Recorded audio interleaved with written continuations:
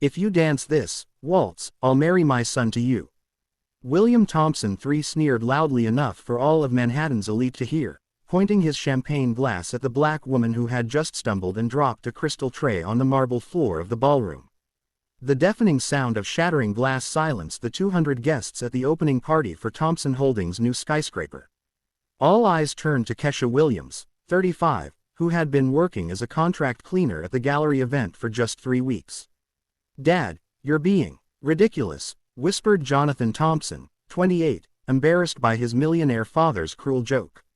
But William completely ignored his son's disapproval, clearly drunk on power and the 1,000 whiskey he had been drinking all night. "No, let me finish," William continued, walking to the center of the room as if he were presiding over a court of law. "This person obviously doesn't have the coordination to clean properly. How about we test her to see if she can even move to the beat?" Kesha remained kneeling, picking up the crystal shards with trembling hands, but her eyes revealed something no one there could decipher. It wasn't humiliation or fear. It was a deep calm, as if she were evaluating every word, every cruel laugh, every look of contempt she received. "Mr. Thompson," the event manager, intervened discreetly. "Perhaps it would be better." "Better nothing." William cut him off, gesturing dramatically. "Play a waltz. If she can dance better than my wife, I'll marry my son to her on the spot." Just imagine the heir to the Thompson fortune marrying the cleaning lady. Collective laughter echoed through the hall like a wave of collective cruelty. Some women covered their mouths, pretending to be shocked, but clearly enjoying the spectacle. The men shook their heads as if witnessing a perfectly acceptable comedy of bad taste. Kesha finally stood up, wiped her hands on her apron, and looked directly at William Thompson. For a moment that seemed like an eternity, she remained silent, as if making a decision that would change not only that night, but the entire power dynamic of that room. "I accept," she said in a clear voice that cut through the air like a sharp blade. The hall fell completely silent. Even the orchestra stopped playing, confused by the unexpected turn the situation had taken. William blinked several times, thinking he had heard wrong. "What did you say?" he asked, his arrogance momentarily shaken by the unexpected response. "I said, I accept your challenge," Kesha repeated, now with a subtle smile that sent an inexplicable shiver down the spines of some of the guests. "But when I dance better than your wife, you will keep your word, even if it was said as a joke." At that moment, while everyone mocked and laughed even louder, thinking they were witnessing the biggest embarrassment of the decade, no one noticed the familiar gleam in Kesha's eyes. The same gleam that had once mesmerized audiences on some of the world's most prestigious stages before a single night of tragedy completely changed the course of her life. If this story of prejudice and twists and turns is paying your curiosity, don't forget to subscribe to the channel, because what is about to happen in that ballroom will show that underestimating someone can be the most expensive mistake a person ever makes. William's wife, Victoria Thompson, a 50-year-old woman known for her ballroom dancing lessons to Manhattan's elite, approached with a venomous smile.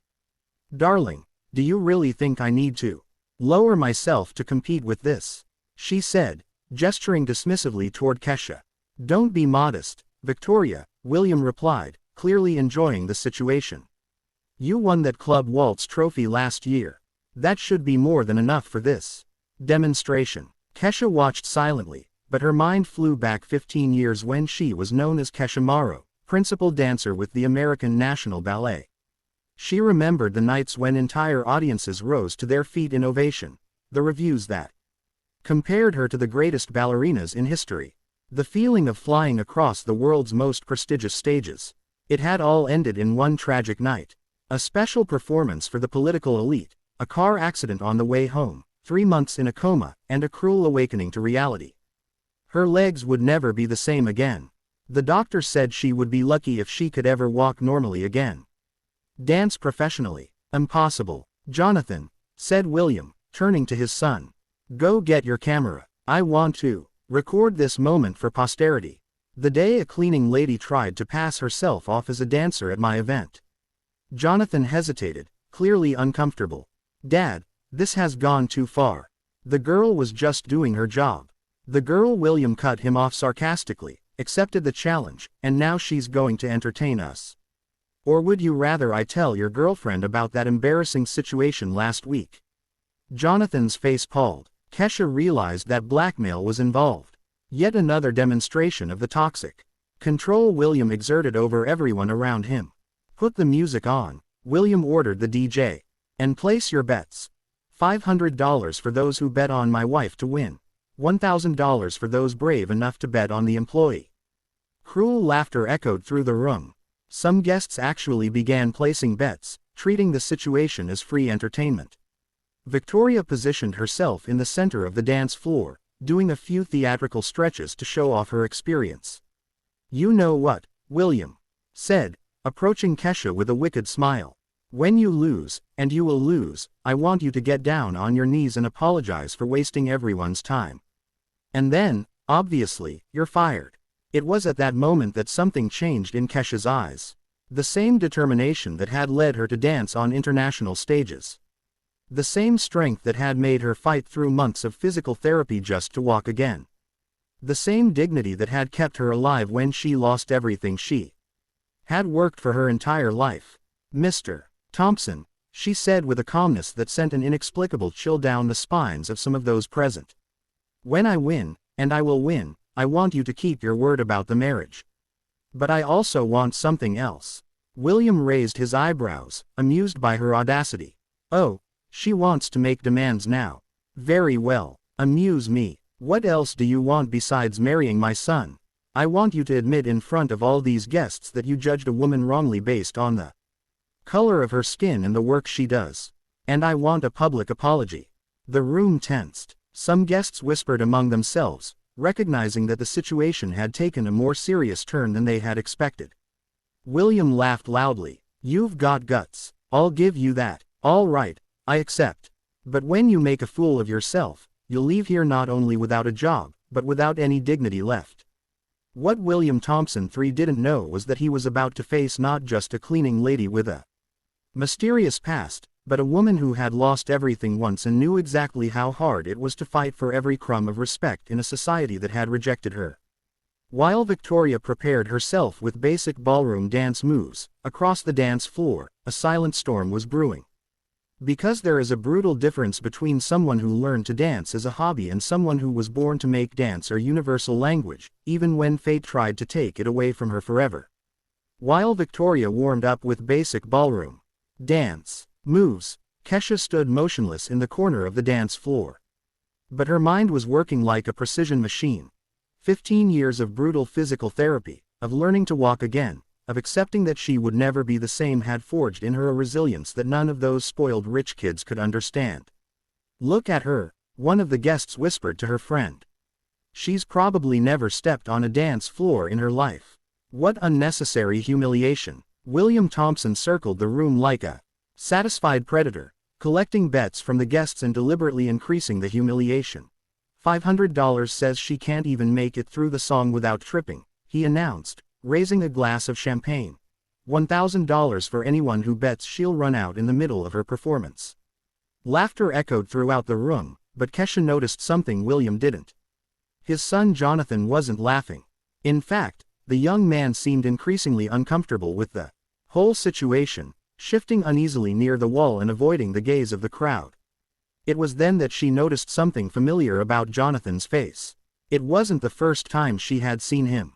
3 weeks ago, when she started working at Thompson Holdings events, she had noticed a young man who always treated the contract workers with respect, unlike the other executives. It was him. Miss, said a low voice beside her. Kesha turned and saw a black man in his 60s wearing the discreet uniform of the building's security team. I'm Marcus, head of security. I've worked here for 20 years. He approached discreetly, pretending to check something on his radio. I saw you dance before, he murmured so low that only she could hear. 15 years ago at the National Theater. Kesha Mororo, principal soloist. I was security there, too. Kesha's heart raced. Someone had recognized her. After all these years of keeping her identity a secret, working in anonymous jobs to survive, someone finally knew who she really was. I thought you died in the accident, Marcus continued, his eyes revealing a mixture of shock and admiration.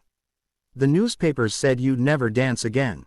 The newspapers said a lot of things, Kesha replied, keeping her voice steady. Not all of it was true. Marcus nodded slowly. What they did to you was an injustice.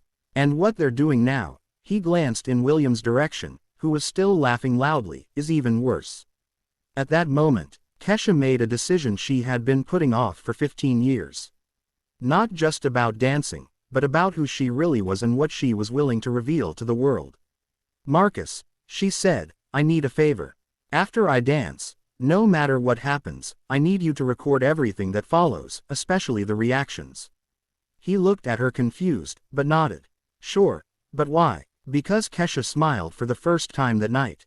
Some people need to be reminded that underestimating someone based on their appearance can be the most expensive mistake of their lives. Meanwhile, William had decided to make the spectacle even more cruel. You know what? He shouted to the entire room. Let's make this more interesting. If she can finish the song without falling or stopping, I'll give her $1,000. But when she fails, and she will fail, I want her to clean this entire room on her knees in front of all of us. The crowd reacted with a mixture of laughter and some uncomfortable murmurs. Some guests began to realize, 0 hours 10 minutes and 37 seconds, that the situation had crossed the line, but no one had the courage to confront William Thompson III. Dad, Jonathan tried once more. This has gone too far. Shut up, Jonathan, William snapped. You're too soft. That's exactly why you need to learn how the real world works. There's a natural hierarchy, and people like her, he pointed at Kesha, need to know their place.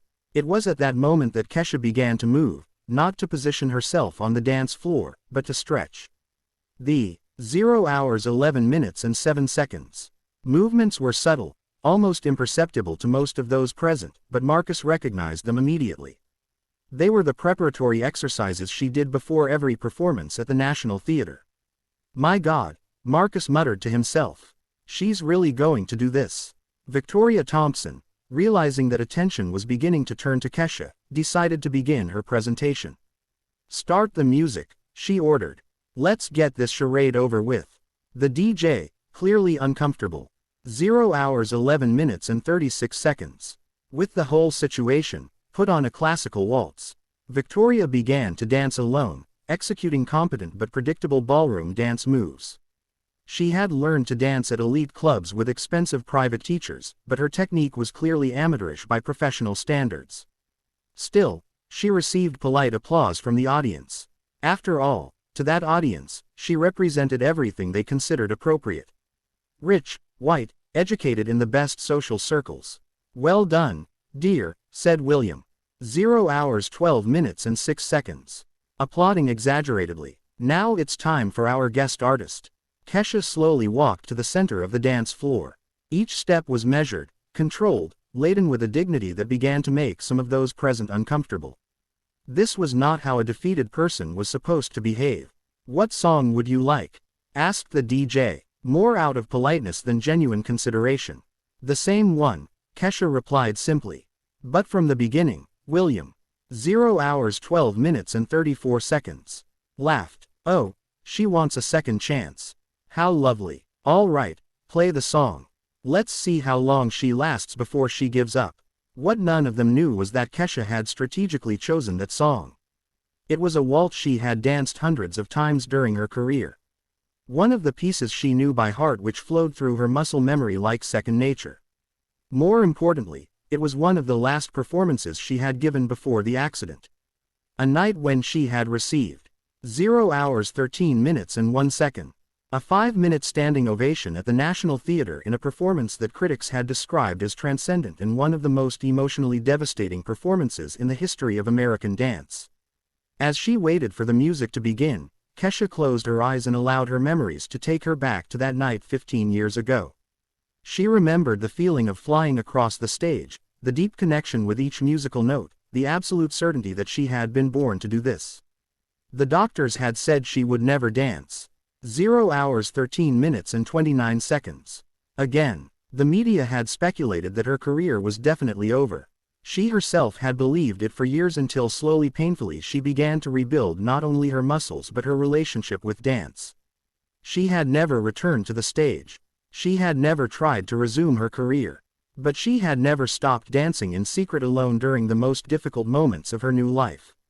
The music began, and with it something extraordinary was about to happen in that hall full of prejudice and arrogance. Under the weight of all those 0 hours 14 minutes and 0 seconds condescending glances, her hands positioned themselves with a precision that made some of the musicians frown, instinctively recognizing that they were about to witness something far beyond a simple amateur dance. But what none of them could have imagined was that those first few bars would mark not only the rebirth of a lost legend, but the moment when the entire power structure of that environment would be permanently shaken. The first bars of the waltz echoed through the hall, and Kesha began to 0 hours 14 minutes and 24 seconds move. It was not the hesitant steps everyone expected to see. Instead, she rose with a grace that made the air in the room change instantly, as if gravity had lost some of its power over her. Her first movements were subtle, almost shy, allowing the audience to keep their expectations low. But as the music gained momentum, something extraordinary began to happen. Each step became more fluid, each turn more precise, each movement charged with a deep emotion that began to mesmerize everyone present. William Thompson stopped, 0 hours 14 minutes and 56 seconds. Laughing. Victoria stopped smiling. The entire room began to realize that they weren't watching a cleaning lady trying to dance. They were witnessing an artist reclaiming her place in the world. "My God," someone in the audience murmured. She's exceptional." Kesha performed a sequence of pirouettes that would be challenging for any professional ballerina, followed by a grand jate that lifted her into the air with a lightness that defied physics. These were not ballroom dance moves. 0 hours 15 minutes and 23 seconds. This was classical ballet of the highest order, masterfully adapted to the waltz. Marcus, keeping his promise to Kesha, had discreetly positioned his cell phone to record not only the performance, but the audience's reactions, especially the reactions of William Thompson, whose face had gone from scorn to confusion, then to something close to terror. "This is impossible," William whispered to himself, his voice catching. "Who the hell is this woman?" It was when Kesha performed the final sequence of her old 0 hours 15 minutes and 52 seconds National Theatre performance, a combination of movements that had been her trademark, a unique fusion of classical techniques she had created herself, that the truth began to strike some of those present like a bolt of lightning. "Wait a minute," said a woman in the audience, a patron of the arts who attended every major cultural event in the city. "I know those moves. I've seen that sequence before, but where?" Jonathan Thompson was completely mesmerized, his camera capturing every second of the performance. Unlike his 0 hours 16 minutes and 21 seconds father, he recognized genius when he saw it, regardless of who displayed it. When the music reached its climax, Kesha performed a series of fouettes, continuous turns on one leg that left the entire audience speechless. These were movements that required not only perfect technique, but years of training and extraordinary physical strength. The music came to an end, and Kesha finished in a pose that was simultaneously powerful and vulnerable. Her arms outstretched, her head held high with absolute dignity. Her 0 hours 16 minutes and 50 seconds breathing controlled despite the intensity of the performance. The silence that followed lasted an eternity. It was the kind of silence that occurs when an audience witnesses something that transcends their wildest expectations. Then slowly, one person began to applaud, then another. Within seconds, the entire hall was on its feet, applauding with an intensity that made the windows rattle. "Bravo!" someone shouted. "Extraordinary!" echoed another. William Thompson was pale as a ghost, realizing that he had 0 hours 17 minutes and 21 seconds just been completely humiliated by someone he considered inferior. Worse, he had done so in front of Manhattan's elite, who now looked at him with a mixture of disapproval and embarrassment. It was at that moment that Marcus approached Kesha, still recording. "Ladies and gentlemen," he said loudly enough for everyone to hear. "Allow me to introduce Kesha Morrow, former principal soloist with the American National Ballet." The name echoed through the hall like a bomb. 0 hours 17 minutes and 47 seconds. Several people gasped, others let out exclamations of shock. Kesha Morrow was a legend, a ballerina who had mysteriously disappeared at the height of her career after a tragic accident. "Impossible," Victoria Thompson stammered. Kesha Morrow is dead, or at least she never danced again after the accident. Clearly, said Kesha, finally breaking her silence. The rumors of my death have been greatly exaggerated. The crowd laughed, but William Thompson wasn't finding it funny at all. The 0 hours 18 minutes and 18 seconds reality of what had happened began to hit him like a freight train. He had publicly humiliated one of the greatest entertainers in American history. And worse, he had done so on tape. Mr. Thompson, Marcus said, still holding the cell phone. You said that if she danced better than your wife, you would marry her to your son. I believe this entire audience can attest to the fact that the condition has been more than met. Jonathan, realizing where the situation was going, approached Kesha. Miss Morrow, he said, I would like to 0 hours 18 minutes and 48 seconds publicly apologize for my father's behavior. It was inexcusable. Jonathan, shut up, exploded William, his mask of control finally slipping completely. You will not apologize to anyone, especially not to her. It was at that moment that Kesha revealed the true extent of her plan. Mr. Thompson, she said calmly, I believe we have a marriage proposal to discuss. After all, a man of your standing surely keeps his word, doesn't he? The audience fell silent, realizing they were witnessing 0 hours 19 minutes and 20 seconds. Something much greater than a simple display of talent. You must be crazy if you think I'm going to honor a drunken joke, William growled, his arrogance returning in the form of desperation. Ah, but it wasn't a joke, Kesha said, smiling. Marcus, could you play back the recording of Mr. Thompson's statements from tonight? Marcus held his cell phone high enough for everyone to hear as he played back the clear recording of William making the bet, doubling the conditions, increasing the 0 hours 19 minutes and 46 seconds humiliations, and publicly declaring that he would marry his son to her if she won the challenge. And here he is confirming the terms. The recording continued, even after I specified that he would have to keep his word. The audience murmured, some laughing nervously, others clearly embarrassed by the situation William had created for himself. That's blackmail, William shouted, completely losing his composure. No, Kesha corrected calmly. This is accountability. You made a public bet with clear terms in front of 200 witnesses. Now you have to decide if you are a man of your word or if your reputation is worth less than your prejudice. Jonathan moved closer to Kesha. Miss Morrow, he said, if you will allow me, I would like to honor my father's word.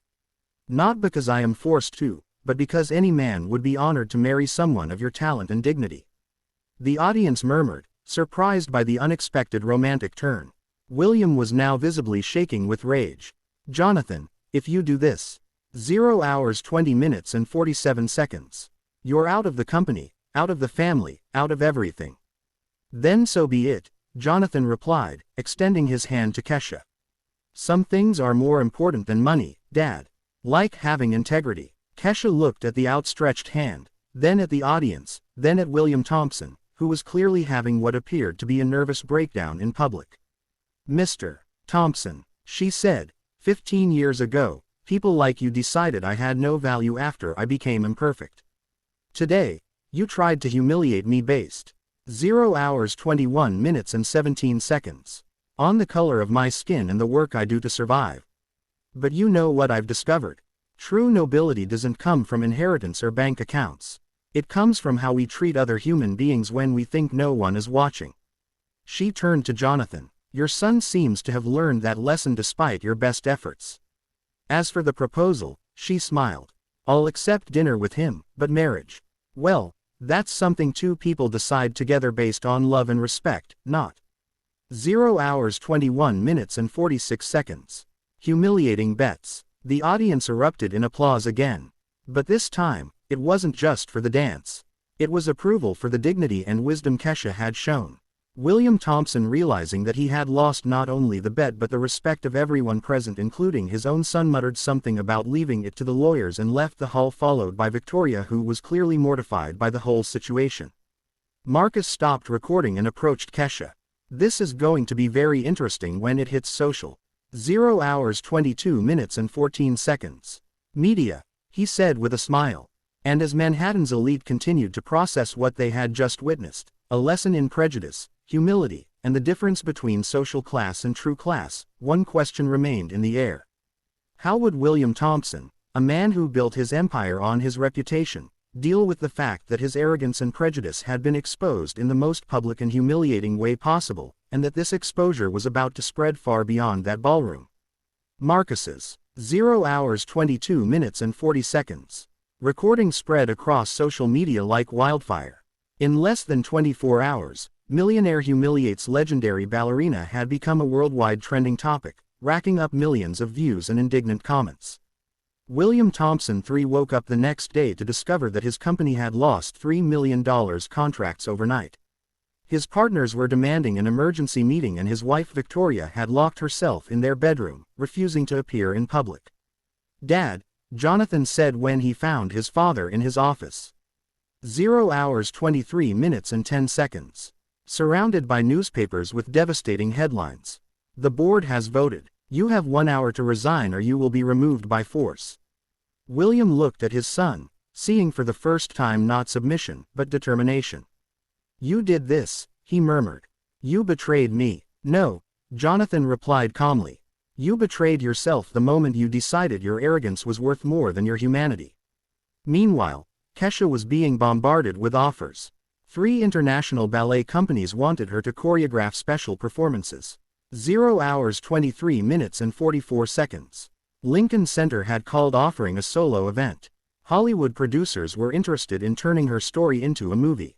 But the offer that touched her most came from an unexpected group, the children at the community school where she had taught before working for Thompson Holdings. They had pulled their savings, $23 in all, to offer her a scholarship to return to teaching. "I'll take it," Kesha said tearfully, "but on one condition. Let's turn this into something bigger." 6 months later, the 0 hours 24 minutes and 12 seconds. Kesha Marrero Center for the Arts opened in the heart of Manhattan, funded by donations that poured in from around the world after her story went viral. Jonathan Thompson, now running a completely revamped version of the family business focused on social responsibility, was the first major donor. William Thompson, meanwhile, had lost everything. His company, his reputation, his family. Victoria had filed for divorce and moved to Europe. He was last seen working as a low-level consultant at a small company, a shadow. 0 hours 24 minutes and 42 seconds. Of the arrogant man who once believed that money gave him the right to humiliate other human beings. "You know what impresses me most about this whole story," Marcus said during the Sense opening, watching Kesha teach a class of diverse, smiling children. "It wasn't just a victory over prejudice. It was a lesson in how true nobility responds to cruelty." Kesha, now recognized once again as one of the greatest artists of her generation, smiled as she watched her new students perform their first 0 hours 25 minutes and 11 seconds. Ballet steps. "Sometimes," she said, "we have to lose everything to discover who we really are.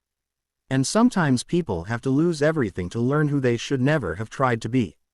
Jonathan approached, carrying flowers from the garden he had planted around the center himself.